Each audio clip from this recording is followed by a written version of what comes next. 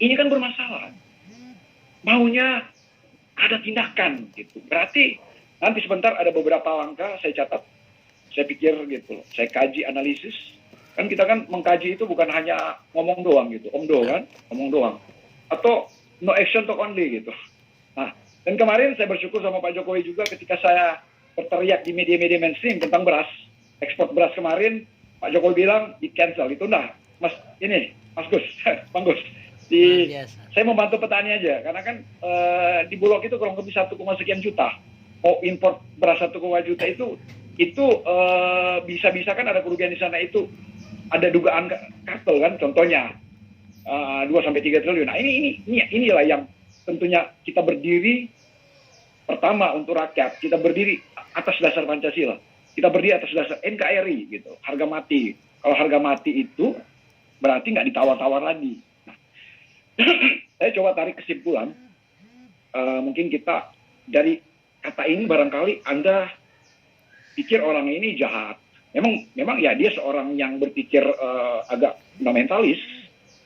Contohnya ya, saya tarik, kebetulan saya Kristen. Nah, seorang Adolf Hitler, seorang Jewish, dia di apa namanya, ketika dia ketemu dengan pendeta Niemöller, Niemöller ini dia bilang begini, pastor, pendeta, contohnya dia ketemu dengan ustadz umpama, contohnya alim ulama, urusan Anda itu agama.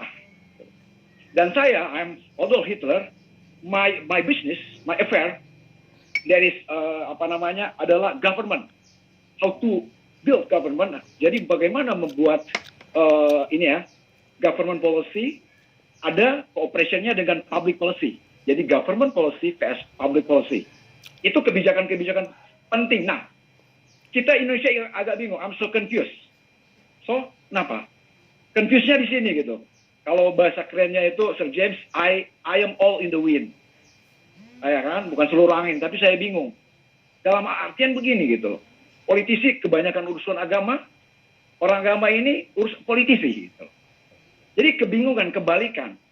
Tokoh-tokoh agama berikanlah pencerahan tentang bagaimana ketika seorang nabi ada di muka bumi, seorang nabi yang sangat ditokohkan itu kan, sangat dibanggakan oleh kaum saudara-saudara kita, Nabi Muhammad. Contohnya kalau di Kristen kan ada juga tokoh, di Buddha ada Siddhartha Gautama, tokoh mereka. Nah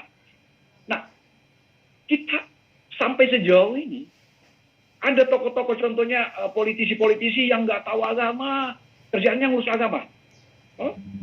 Nah, coba saya tarik dulu ke BUMN tentang munculnya radikalisme. Ini kan berkaitan juga dengan intoleran kalau di sana kan. Nah,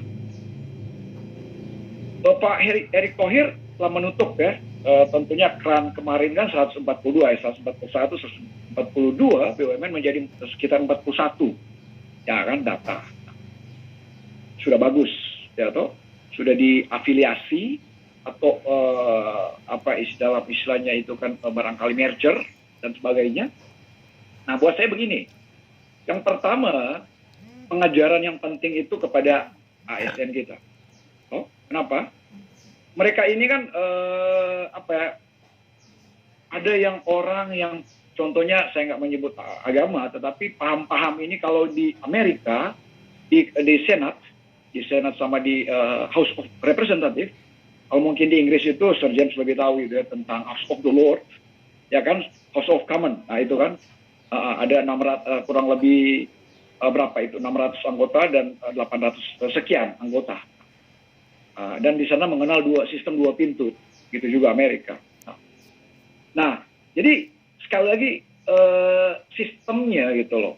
Bagaimana ketika sistem ini dibangun itu kadang-kadang dirusak oleh kelompok-kelompok sudah ini yang memang bicara bahasa radikal ini, jangan salah ya, karena ini terpengaruh gitu, di brainwash, otak kita itu dicuci.